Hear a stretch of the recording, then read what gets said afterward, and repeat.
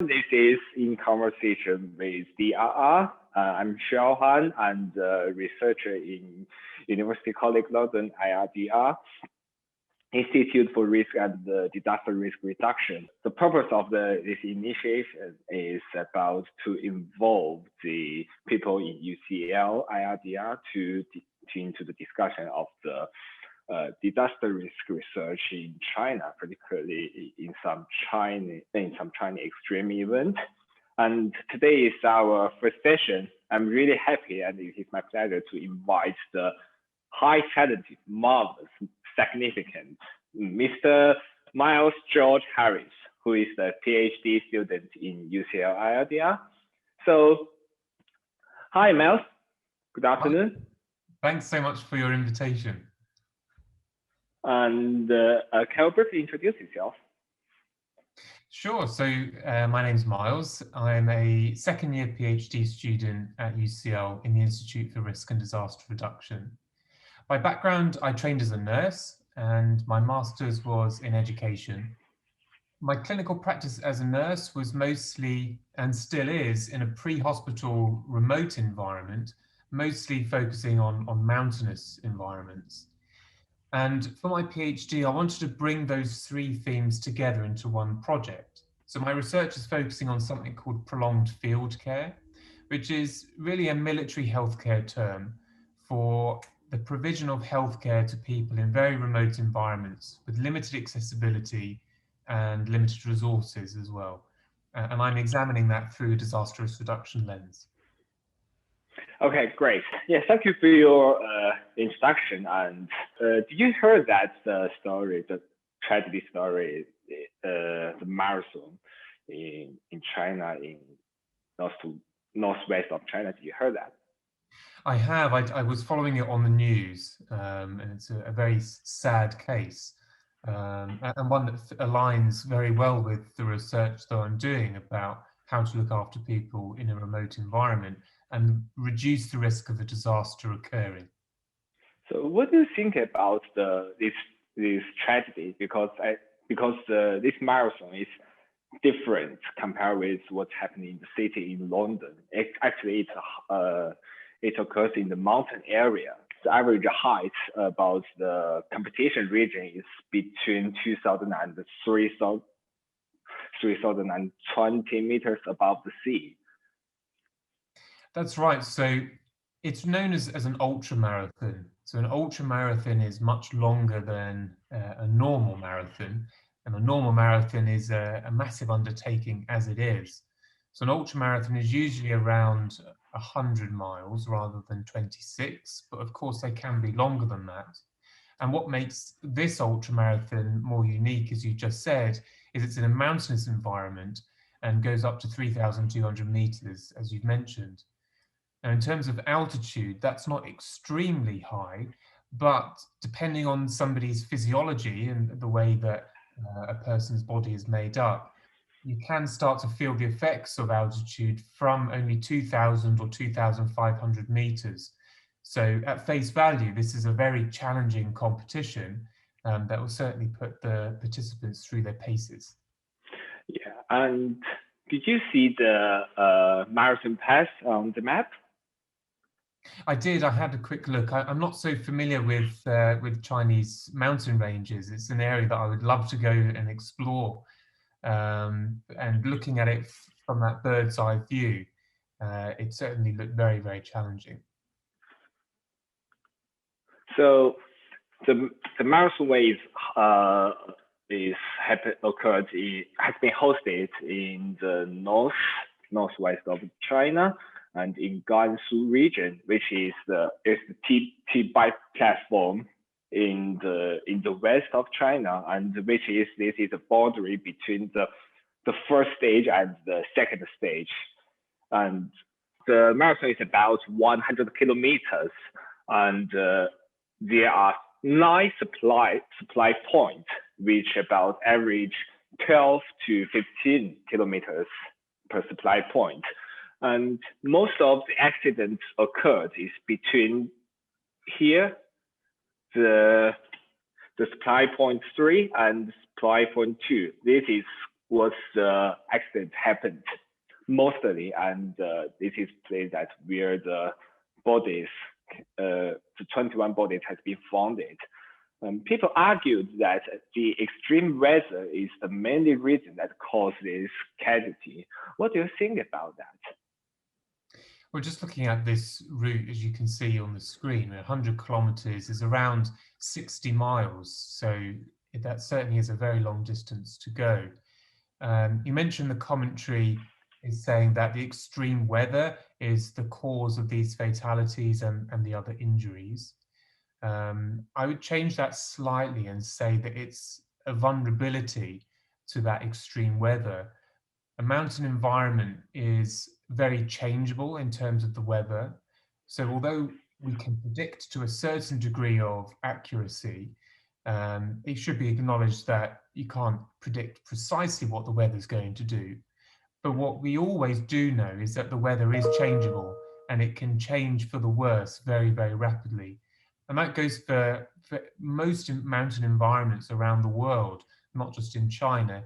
I'm based in the UK and even in Scotland, where the mountains go no higher than 1,300 or 400 meters. It's a really dangerous environment because the weather changes so rapidly. So that's something that we do know. And it's a vulnerability if we don't prepare to be in those conditions and expect the unexpected, i.e., that the weather is going to turn much worse and be a risk to health. Thank you. I do really love your vulnerability discussion. Actually, it's quite really much my research. Yeah, and the thing is, according to the people who survived from this accident, and the supply point 3 is the peak of this marathon. The sea level raised about 1,000 meters from supply point 2 to supply point 3. Due to the poor infrastructure roads, the supply point 3, there's no supply on supply point 3. The point because no vehicles can pass into the mountain way. And I mean, people can carry something, but apparently the organizer didn't put any supplier, the food, the water, or some temporary shelter in this most dangerous road. And do you think it is worth to give some supply between supply point 2 to supply point 4, and the distance according to the map is about 14 kilometers. And do you think in that sport in that height or above the sea levels, do you think is that too less for and too risky for the player to pass that way? This is a really classic example of how assessing risk in a remote environment has to take place from a bespoke perspective to that individual context, both in time and place. And what I mean by that is that particular point is 1,000 meters above sea level. So the effects of altitude and the thinning of oxygen in the atmosphere is almost non-existent. And as I said earlier, the mountains in the UK go no more than 1,300 or 400 meters. So the altitude is not a problem there. But you mentioned that the roads are inaccessible and therefore resupply is limited. So that's definitely a crucial point where supplies or resource would need to be positioned. But it's also I appreciate and recognize that we're looking at this through hindsight, and hindsight always is easier to do. So what I would say about this sort of competition or expeditions in this sort of environment, it requires a huge amount of pre-deployment training and preparation and risk assessment that's done in a very systematic, robust and thorough way. To identify the points of highest risk, and then you can take action to mitigate those risks at those crucial points. Yeah, thank you. And back to the mountaineer topic. And when the people stuck in between the supply point 3 and supply point 2, and they are asking for the help, but it took 2 hours for the rescuer coming to find and locate those victims. What do you think the most challengeable stuff when we are doing the rescue action in that mountain area? I mean, not only for this marathon, considering about the other disaster in the high mountain area, what's the biggest challenges for the resident victims and the rescuer? So there are many challenges, and it would be very difficult to choose the top one because each context, as I say, is different. But there's some common themes of challenges, one being location. So the people or person that is injured, identifying where they're injured is very difficult, potentially in that environment. And that then links with the rescuers as well, identifying where that person or people are in that environment. And it can be very, very challenging, again, especially in a mountainous environment where the visibility can be very poor. Phone signal or GPS signal can be unreliable. So location is very, very tricky. But closely following that, another challenge would be providing shelter. So for the people that are stuck in that particular environment, they need to make sure that they have sufficient shelter and personal protective equipment, essentially, to keep them alive if they do fall over and break a leg, twist an ankle or whatever. So they need the warm layers. They need to have supplies for keeping their hydration levels up and food sources as well. And that will allow time for the rescuers to get to them wherever they are. Logistics is another really important point to highlight here. And again, each context is different, but if as a manager of an event or an expedition such as this, it would be important to be able to know exactly how long it would take a group of rescuers to get to any particular location in that route. And if it is then going to take a bit longer, then supplies can be dropped off at that point before the expedition or the competition, as in like a rescue shelter, for example. So again, all of those points are about mitigating the risk of that particular context that the people are in. Yeah, and besides the people arguing that the supply point is insufficient for the marathon player, and there are also some voices talking about that because of this marathon is not the first time that has been hosted actually. So this marathon competition has been hosted since 2018, but the previous 3 competition is safe. I mean, there's no accident happened. So how can we learn from something that's not happened before? I mean, risk is still here just because they are very lucky that they didn't face any extreme weather in previous 3 competitions. How can we manage the risk before it shows in front of us, which means it's already too late, but we need to do some preparation. How can we do that? So, I mean, this ties in beautifully with the research that I'm doing, and obviously I'm focusing on health in a remote environment specifically. And what relates to that most clearly is doing a medical intelligence assessment. So that's about going to the environment and knowing what resources are available, and more importantly, what resources are not available. But then also this resonates with my experience as a mountain leader and leading groups of people in remote environments. And actually going to the environment that you're leading a group in before. So you know the environment, you know where the tricky points are, you know the access points, the emergency evacuation points. That's sort of best case scenario of you go there and you've been there before, so the environment is not alien. It becomes very, very uncomfortable if you're trying to manage a situation or even just the event with no issue happening. If that reconnaissance has not taken place, because you're trying to navigate through the dark. Essentially, you don't know what that particular environment looks like and the challenges that would face. So it brings us right back to disaster risk reduction, opposed to disaster response and disaster management. I'm not saying that one is better than the other. Of course, we need both. But what I would emphasize is the disaster risk reduction and the planning and preparation and making sure the systems in place are robust enough to mitigate the risk of disaster, and the resources are available should a disaster occur. So people say that if the organizer can cancel this in the first place because it has some signal, just like the unusual rain, strong wind happen even in the morning.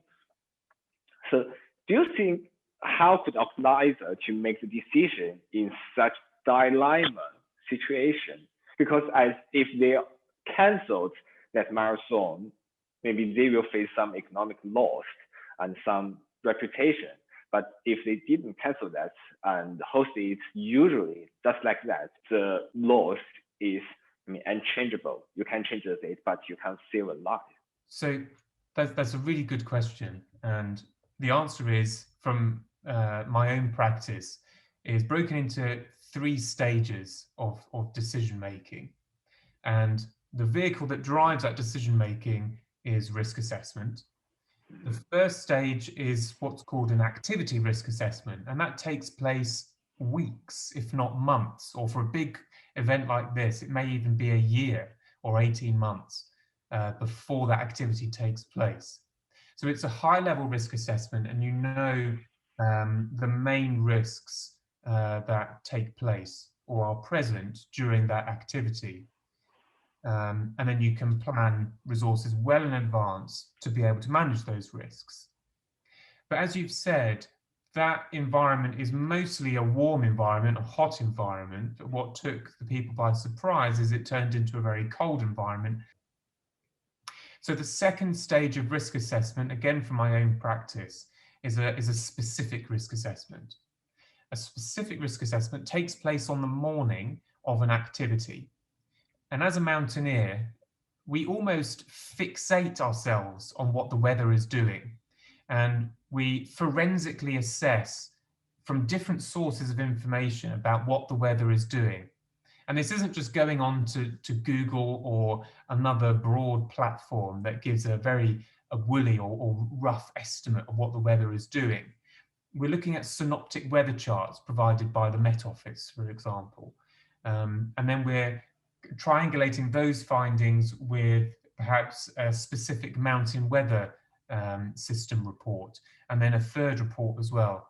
So we've got a really detailed understanding of what we think the weather is going to do on the morning of that particular event. If at that point we know that the weather is so extreme that it's at risk to people's health or life, or infrastructure, if it's infrastructure available for that activity, then that's the point that we can safely say it's too risky, it's not worth it, we're going to pause and we're going to postpone the event to another day. If in the event that it looks okay, there's some bad weather potentially coming in mid-morning or whatever, but it's safe enough to go ahead, that's fine. But again, as a mountaineer, I would have that as a red flag or a warning light in my head, and I'd be constantly doing the third stage of risk assessment, which is called a dynamic risk assessment. And that's a continual process throughout the whole activity. And what I'd be doing at this point is looking for changes in the weather or another type of risk, and monitoring that change. And if the change becomes to the threshold where there is a risk to health or life or infrastructure, then that's the point to say, okay, the risk is now too high. We didn't think it was going to be this high, but it's now become unsafe. So we're going to turn around 180 degrees and we're going to go back to the last safe point where we know there's shelter, resources and support. And using that 3-stage risk assessment approach informs decision-making on how to manage risk in these very, very challenging environments. Yeah, just one last question about your research? Does the extreme weather do really make the DRR in mountain area different as the DRR in the local well-living condition area? So it's a good question. And again, I could talk for many, many minutes about the different challenges of what the weather brings in a mountain environment. But the two that I would focus on, and again, this resonates with the research that I'm doing, is the limited accessibility of most mountain environments and the limited amount of resources in a remote environment. Now, it's important to clarify what remote actually means. You can have a permanently remote environment, such as a mountain environment, but that's not to say, if we turn that coin around and look at the other side, to say that urban environments are never remote, because they can be remote. If there is a disaster caused by a vulnerability to a natural hazard, say an earthquake or a flooding incident, then an urban environment can become temporarily remote. And then the way that we provide healthcare in the temporary remote environment and the permanent remote environment become very similar because of those two common denominators, the limited accessibility and the limited availability of resources as well. Thank you very much, Miles, for your time and your very good presentation. You do really give some unique perspective in those tragedies. Best wishes for you and your researchers in IRDR. And hopefully we can have another interview soon. No, actually, I'm not hoping for the tragedy. Actually, hoping to have another chance to discuss it. Thank you very much. Thank you, Miles, for his good presentation. And this is In Conversation with DRR. This is Xiao Han, and please follow us account. You can scan it at the end of this chat. Have a good luck.